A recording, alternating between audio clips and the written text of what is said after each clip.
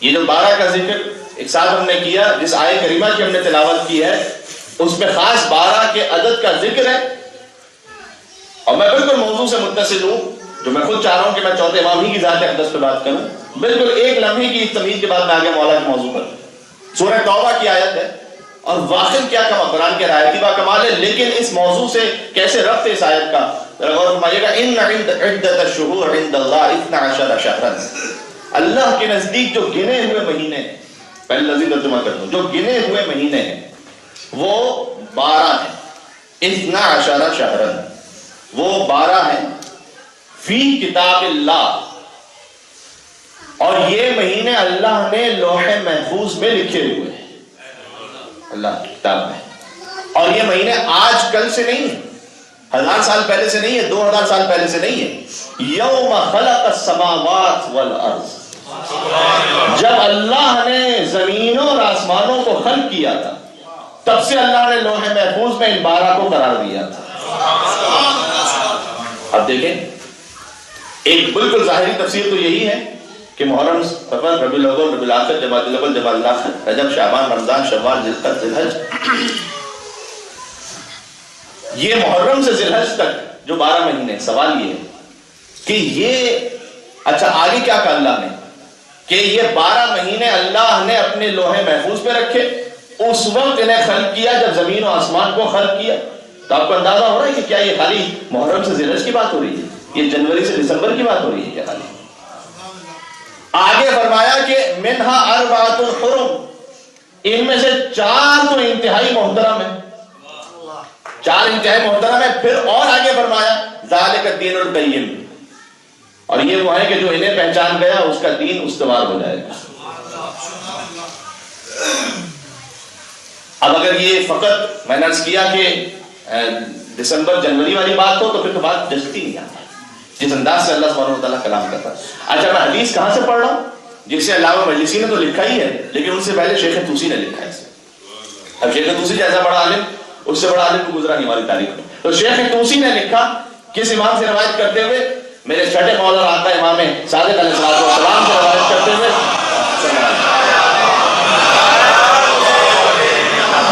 انہوں نے یہ لکھا کہ 2-3 روایتیں، اس میں ایک روایت ہے داؤد رفتی کی، کہ داؤد رفتی سے امام نے خود سوال کیا، کہا کہ اے داؤد اتدری متی خلق اللہ تبارک و تعالی هذه الشهور، کیا تجھے پتا ہے کہ اللہ سبحانہ و تعالیٰ نے جن 12 مہینوں کو خلق کیا؟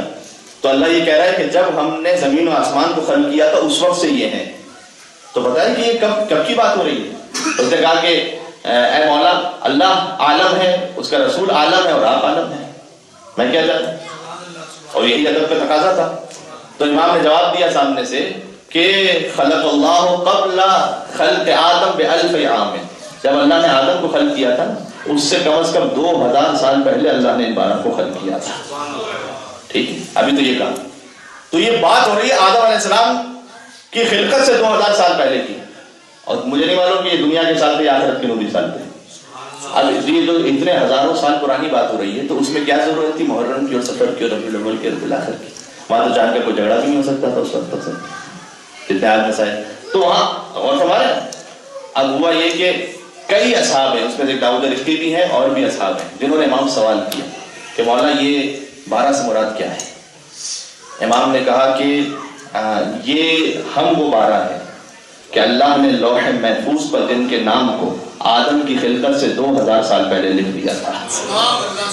پہلے جو وضاحت کر کہ ہم یہ 12 ہیں، اور اس کے بعد آگے اس نے کہا کہ مولا یہ آپ اگر یہ 12 ہیں تو اس میں تو اللہ یہ کہہ رہا ہے کہ منہا اربعۃ حرم، اس میں سے 4 محترم ہیں۔ تو مولا یہ کیا بات ہوئی؟ جانتے ہیں 4 کون سے محترم؟ امام نے میں ایک اسی جملے سے آگے موضوع پر امام نے کہا کہ ہاں 4 ایسے ہیں جنہیں اللہ نے خاص احترام بخشا ہے، ہم 12 میں سے بھی۔ کمالا وہ 4 کون سے ہیں؟ کہا وہ 4 جن کے نام علی پر ہے۔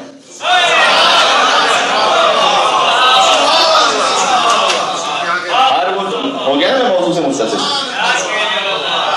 ہر وہ 4 کے جن کے نام علی ہیں، وہ جو 4 ہیں وہ اللہ نے زیادہ محترم۔ اس نے کہا والا لیما، اور ایسا کیوں ہے؟ کہ اس لیے کہ اللہ نے ان 4 کے ناموں کو اپنے ناموں پر قرار دیا۔ صلوات بر محمد و آل محمد.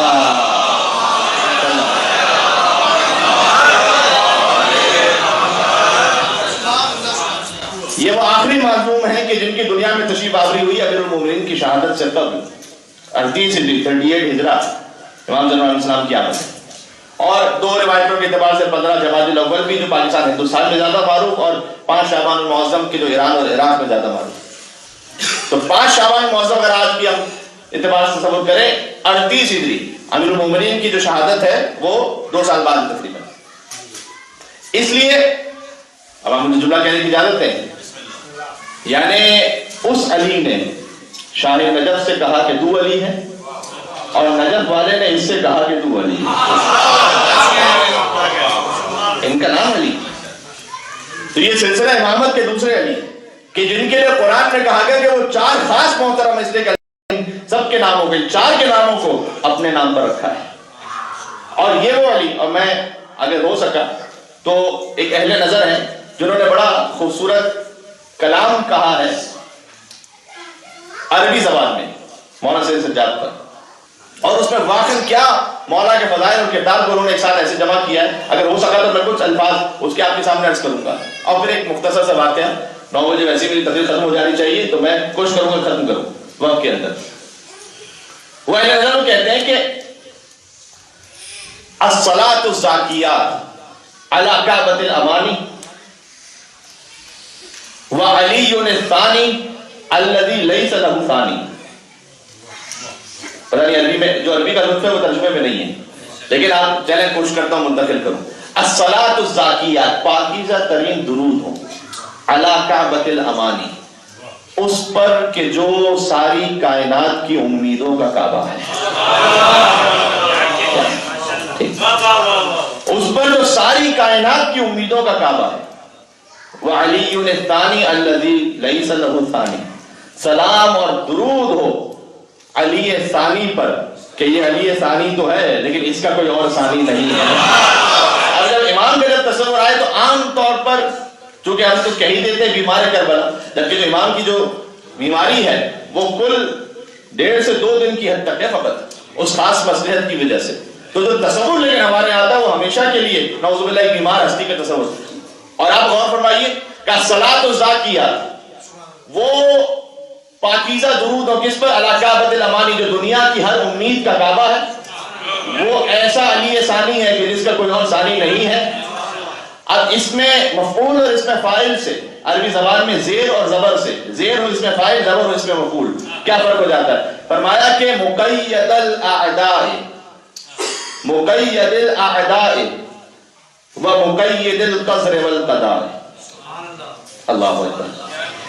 کہا کہ اس پر سلام ہو کہ جو اعداء کی قید میں ہے، مقید الاعداء ومقید القدر والقضاء، اس پر سلام جو اعداء کی قید میں ہے لیکن ساری قضاء و قدر جس کی اپنی قید میں ہے.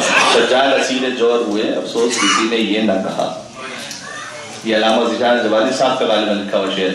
سجاد اسیر جور ہوئے، افسوس کسی نے یہ نہ کہا، یہ پاؤں ستون کعبہ ہے، زنجیر کسے پہنا. ان قدموں کے صدقے میں تو کعبہ باقی. بیت قصد میں کوئی مبالغہ نہیں کر رہا، جو کہہ رہا ہے حقیقت ہے. اس لیے کہ جب کعبے کو مخاطب کرتے ہیں کائنات کا رسول یہ کہتے ہیں کہ کعبہ اللہ نے تیرا بہت احترام رکھا ہے، لیکن یاد رکھ ایک مومن کی عزت اور آبرو کو اللہ نے تیری عزت اور آبرو سے زیادہ رکھا ہے. جب مومن کا عالم یہ ہے تو امیر المومنین کا عالم کیا ہے؟ تاکہ جو مقید الاعداء بظاہر اعداء کی قید میں ہے لیکن مقید القدر والقضاء، قضاء اور قدر جس کی قید میں ہے. مولا بظاہر وہی، بظاہر کہہ رہا ہوں، بظاہر قید میں تھے، گزر رہے تھے. ایک شخص آیا، اس سے آگے کہا کہ اے مولا سید سجاد، میں اس وقت انتہائی فقیر اور ناتوان اور مجھ پر بہت گراں قرض ہے، تو مولا آپ میری مدد فرمائیے. امام نے پہلے آپ دیکھیں کوفہ اور شام کے مسائل کے تصور کو لے کے آئیے گا اور اس درمیان یہ جملہ سوچیں کہ ایک بظاہر ایک شخص کیا کر سکتا ہے. اس وقت مائیں بہنیں جس کے ساتھ میں ہوں اور رسیوں میں بندھے ہوئے ہوں، جس کے ہاتھوں میں ہتھکڑیاں ہوں، پیروں میں بیڑیاں ہوں اور کمر میں لنگر ہو، گلے میں توف ہو، اور اس سے کوئی یہ کہہ رہا ہو کہ میرا قرض آپ ادا کر دیں. تو یقیناً اس کی کوئی معرفت تھی، لہذا وہ یہ کہہ رہا تھا. لیکن امام نے مزید امتحان لیا کہ یہ بتا کیا تو یہ سمجھتا ہے کہ سالت میں بھی تیرا قرض ادا کر سکتا؟ اس نے کہا مولا یہ جو زنجیریں ہیں یہ تو ظاہری ہیں، ورنہ میں تو جانتا ہوں کہ زمین و آسمان کا اختیار تیرے ہاتھوں میں موجود ہے. کبھی ایسے بھی سنے سید سجاد کو ہمیشہ وہ بیمار والا تصور نہ لے کر آؤ، وہ جو مالک مختار ہے اس کا تصور لے کر آؤ، جس کے ہاتھ میں قضاء و قدر کا اختیار ہے، وہ ہے سید سجاد کہ مولا میرا یقین ہے کہ آپ اگر چاہیں. کیا خوبصورت جملہ امام نے بیان کرنا، کریم ابن کریم کے بیٹے ہیں نا. فرمایا کہ اچھا اب جب تیری معرفت کی منزل یہ ہے تو ایسا کر جب میری سواری یہاں سے گزر جائے نا تو اسی جگہ کو کھود دینا زمین پر. جہاں نیت کی وہ قضاء و قدر تقدیر میں وہ قضاء و قدر اختیار میں آ گئے. کدو اسی جگہ کو ابھی اسی جگہ کو کھود لینا، تیرا قرض بھی ادا ہو جائے گا اور ساری زندگی کے لیے جتنا تجھے ضرورت ہے وہ اس ایک زمین سے تجھے عطا ہو جائے گا. مولا جس سواری پر موجود ہوں اس کے قدموں کی برکت، اگر چاہے سید سجاد، اگر وہ ارادہ کر لیں، اگر وہ اذن کر لیں، اس لیے کہ مظہر صفات خداوندی ہے، خدا کے اذن کا مظہر ہے. اچھا اب سینکڑوں واقعات اس سلسلے میں سنا سکتا ہوں، ایک دو مختصر باتیں. آگے کا مصرع سنیں، مقید الاعداء و مقید القدر والقضاء. پھر فرمایا کہ متلسم الصوت والزاجر ملک الموت. اس پر سلام. پہلا مصرع کیا تھا؟ جو امیدوں کا کعبہ ہے، جو علی ثانی ہے جس کا دوسرا ثانی نہیں ہے، وہ کہ جو اعداء کی بظاہر قید میں ہے لیکن قضاء و قدر جس کی قید میں ہے، وہ متلسم الصوت جس کی آواز میں طلسم ہے کہ جب وہ خطبہ دے تو کوفہ اور شام کو الٹ کر رکھ لے. آگے فرمایا متلسم الصوت، بڑا خوبصورت جملہ ہے، والزاجر ملک الموت، اس پر سلام ہو جو ملک الموت کو بھی ڈانٹ دینے والا ہے، اسے بھی تنبیہ کر دینے والا. یہ مبالغہ آرائی کی شاعری نہیں ہو رہی. بلغ سے ایک شخص آتا تھا جب حج پر، بلغ کا افغانستان سے آتا تھا ہر سال مکہ مکرمہ. یعنی آج اس طرح سے جیسے کوئی چاند پر جائے گا کتنا، تو وہ آپ تصور سمجھ لیجیے اتنا سخت سفر ہوتا تھا افغانستان کے راستوں سے گزر کر اور نہ معلوم کتنے صحراؤں کو کراس کر کے پھر مہینوں کا سفر کر کے، لیکن ہر سال آتا تھا مکہ مکرمہ جاتا تھا. لیکن ساتھ میں ظاہر ہے خود حضور نے بھی فرما دیا ہے کہ جس نے حج کیا اور میری زیارت نہ کی فقط جفا ہے، اس نے تو مجھ پر جفا کی. اور حضور نے یہ فرمایا کہ جس نے میری زیارت کی اور میرے چچا حمزہ سید الشہداء کی زیارت نہ کی اس نے بھی مجھ پر جفا کی. یعنی حج کی روح ہے زیارت رسول اللہ اور زیارت رسول اللہ کی روح ہے زیارت حضرت حمزہ سید الشہداء. ٹھیک، تو وہ جاتا تھا مکہ مکرمہ حج کر کے بلغ سے، اس کے بعد پھر آتا تھا مولا امام زین العابدین کی خدمت میں مدینہ منورہ پہنچتا. جب مدینہ پہنچ، امام کے لیے تاجر تھا، ظاہر جب بھی وہ سفر افورڈ کر سکتا تھا اتنا بڑا، تو تاجر تھا تو اچھا خاصے تحفے لے کر آتا تھا امام کے پاس ہر سال. ایک سال جب جانے لگا، الزاجر ملک الموت، اسی عادت ہے جو ملک الموت کو بھی تنبیہ کرتے ہیں. ایک سال اس کی زوجہ نے کہا کہ جس کے پاس تو جاتا ہے کیا وہ بہت غریب ہے؟ اچھا اس نے بتایا نہیں تھا کہ میں امام کے پاس جاتا ہوں، شاید تقریے کے حالات تھے جو بھی، تو اس نے بتایا نہیں تھا. اس نے کہا تھا میں اپنے دوست کے پاس جاتا ہوں. اب اس نے سر پیٹ دیا اپنا کہ کیا کہیں اسے. اس نے کہا نہیں تجھے کیا بتاؤں، کہ میں اس لیے کہہ رہی ہوں کہ تو ہر سال اس کے لیے تحفے لے کے جاتا ہے، اس نے کبھی تجھے کوئی تحفہ نہیں دیا. کہتا ہے میں بڑا شرمسار ہوا لیکن کیا کہتا، حالات ایسے تھے میں کچھ کہہ نہیں پایا کہ نہیں معلوم میرے لیے بیوی وہ کیا ہو. تو کہتا میں چپ چاپ نکلا، شرمندہ تھا کہ میں امام کے حوالے سے نہ کہہ پایا کہ میں کس کے پاس جا رہا ہوں. کہتا میں مکہ مکرمہ حج کے لیے پہنچا، اس کے بعد مدینہ منورہ پہنچا اور میرے دل میں وہی خیال کہ میری بیوی نے ایسا کہا تھا. اچھا اب جب جیسے میں پہنچا، چاہے امام کے لیے جو تصور ہے نا، اس میں ایک اور چیز جو ہمارے ذہنوں سے نکالنے کی ضرورت ہے.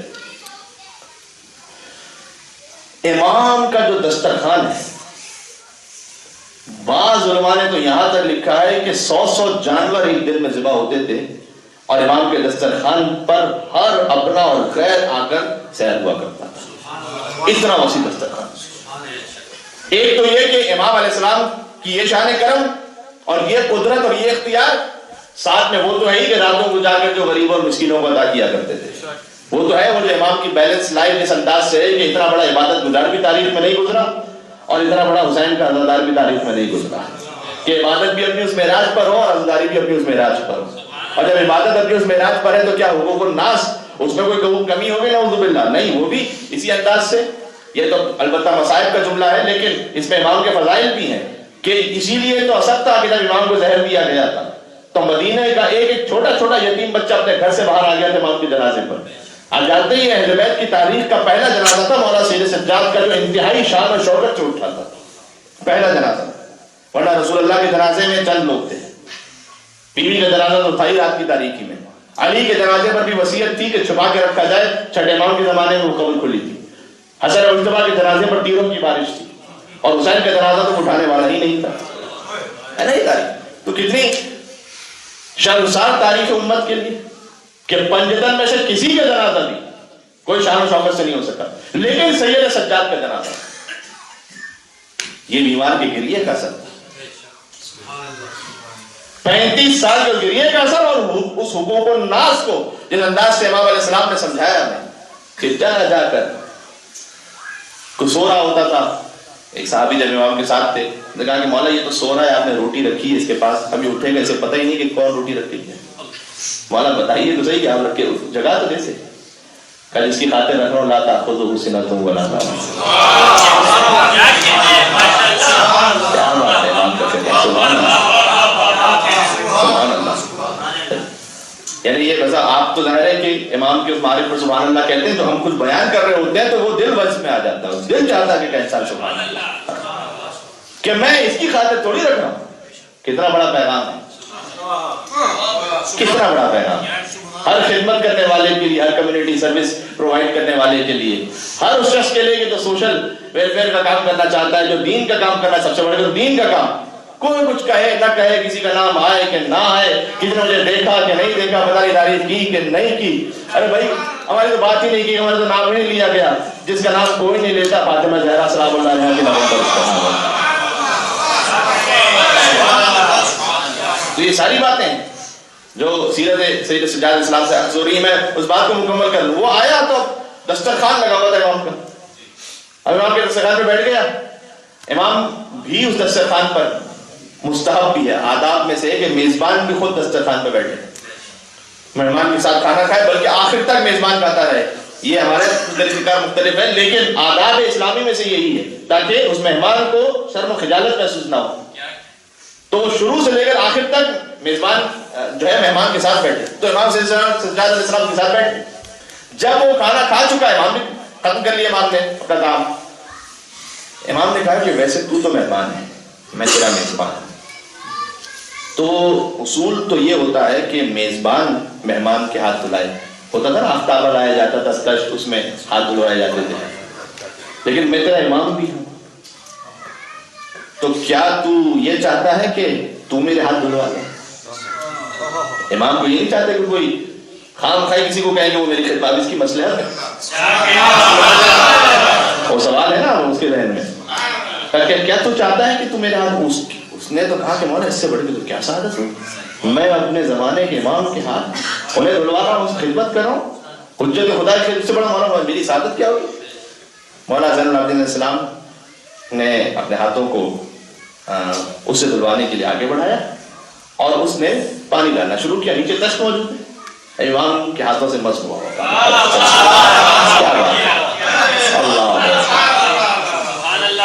اچھا ایک تہائی تشت بھر گیا. امام نے کہا کہ ماں یہ کیا ہے؟ کہتا ہے ماں پانی ہے. امام نے کہا بل یاقوت احمر،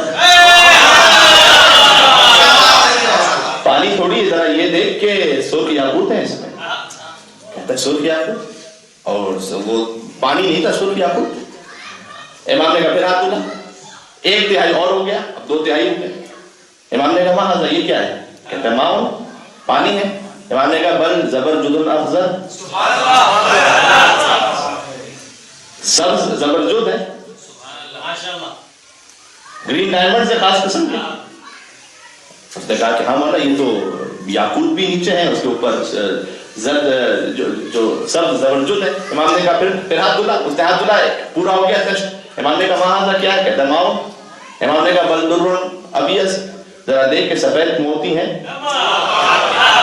جب پورا تج بھر گیا امام نے کہا اسے اپنے ساتھ لے لے اور جا کر اپنی بیوی سے یہ کہہ دینا کہ جس کے پاس تو آتا ہے وہ غریب نہیں ہے، وہ کائنات کا غریب ہے. وہ امام کی جانب سے ہدیہ تھا، سمیٹ کے پہنچا بل. جیسے اس کی بیوی نے دیکھا کہ یہ تو لاکھوں درہم و دینار کی مالیت کا سونا اور چاندی اور ہیرے اور جواہرات، زبرجد اور یاقوت اور در ابیض.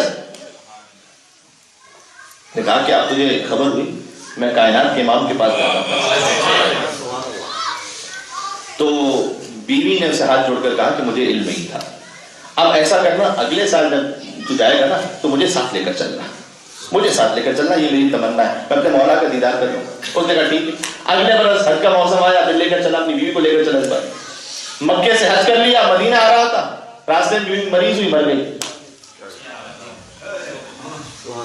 اب یہ شخص اس نے غسل و کفن کا اہتمام، نماز جنازہ، تدفین وغیرہ وہیں جو کچھ امکان میں تھا وہ کر کے اب تنہا پہنچا امام کے پاس. امام کے پاس آ کے کچھ کہا نہیں اس نے. پھر دسترخوان لگا ہوا تھا، دسترخوان پہ بیٹھ گیا. امام نے اس کی جانب دیکھا، کہا کہ بل سے تو دو چلے تھے، میرے پاس تنہا کیوں آ رہے تھے؟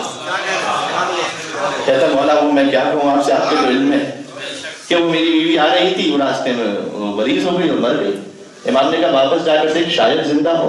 حضرات جنہیں ملک الموت کا مطلب سمجھ میں آیا، سلام اس پر جو ملک الموت کو تنبیہ کرنے والا ہے. کہ جا کر دیکھ. کہتا مولا ہو ہی نہیں سکتا، وہ تو مر گئی تھی، میں نے خود تدفین کی تھی اس کی. ابو حمزہ صومالی ساتھ میں موجود تھے. کہ خبردار تجھے امام کی معرفت نہیں، یہ کون کہہ رہا ہے؟ لسان اللہ یہ کہہ رہا ہے کہ شاید زندہ ہو. اس کا شاید بھی یقین کی منزل پر ہوتا ہے. دیکھا بیوی زندہ بیٹھی ہوئی. کہتا میں تو تجھے دفنا کر گیا تھا، نہیں معلوم حسرت سے کہا یا امید سے کہا، لیکن کہا میں تجھے. اس نے کہا اب چونکہ جشن تھا لہٰذا میں نے ایک جملہ بیچ میں کہہ دیا، آپ حضرات مسکراہٹ کے لیے، ورنہ اس واقعے کا مزاج کچھ اور ہے. تو اور ہمارے اب ہوا یہ کہ اس نے کہا کہ ہاں واقعی میری روح برباد ہو چکی تھی، لیکن ایک انتہائی نورانی ہستی تشریف لے اور اس نے ملک الموت سے یہ کہا کہ میں تجھے حکم دے رہا ہوں کہ اس کی روح کو واپس پلٹا دے. لِأَنَّهَا زَائِرَتِي، اس لیے کہ یہ میری زائرہ ہے، یہ میری زیارت کے لیے بلب سے آ رہی تھی. میں نے اللہ سے دعا کی ہے کہ اس کی عمر کو 30 سال مزید بڑھا دیا جائے. کہتے ملک الموت گویا کانپتے ہوئے آیا اور اس نے روح کو واپس کر دیا. دیکھیں دعا کی قبولیت کا وقت ہے مریضوں کی شفا یابی کے لیے. یعنی جس کی ٹھوکروں میں ہو کہ وہ مردوں کو زندہ کر دے. وہی اسی بیمار کے صدقے میں، 2 روزہ بیمار کے صدقے میں قیامت تک کے لیے کائنات کے ہر مریض کو شفا عطا ہو. اللہ اکبر. یہ اس 2 روزہ قربانی کا صدقہ ہے. خدا کی قسم واپس پلٹا اپنی بیوی کے ساتھ امام کی خدمت میں. امام کو ساتھ لے کر آئے، امام کے پاس لے کر آتی بیوی کو. جیسے ہی دور سے دیکھا اس کی زوجہ نے امام ایک مرتبہ گری زمین پر، کہتی خدا کی قسم اسی بزرگ کو دیکھا تھا، اسی بزرگ کو دیکھا تھا کہ وہ ملک الموت کے بعد تشریف لائے. انہوں نے حکم دیا یہ ہے. پھر آگے وہ کہتا شاید نور النیہ الصلاۃ الزاکیہ علی کعبۃ الامانی وعلی الثانی الذی لیس له ثانی مقید الاعداء ومقید القدر والقضاء. آگے کہتا ہے وتلسم الصوت وزاجر ملک الموت نور النیرین مجمع البحرین علی بن الحسین. وہ کہ جہاں 2 نور مل رہے ہوں، یہ جو 2 نور مل رہے ہوں اس کی تعریف تو ہے نا اس میں. یہ جو 2 نور کیسے مل رہے ہیں؟ حسن کی بیٹی حسین کا بیٹا، یہ اس طرح اشارہ ہے. جہاں 2 نور مل رہے ہوں، جہاں 2 سمندر جمع ہو رہے ہوں، علی ابن حسین پر سلام. اس ذات کبریا صفات کے جشن میں اور آپ تشریف فرمائیں. برحمتك يا أرحم الراحمين وصلى الله على محمد وآله الطاهرين.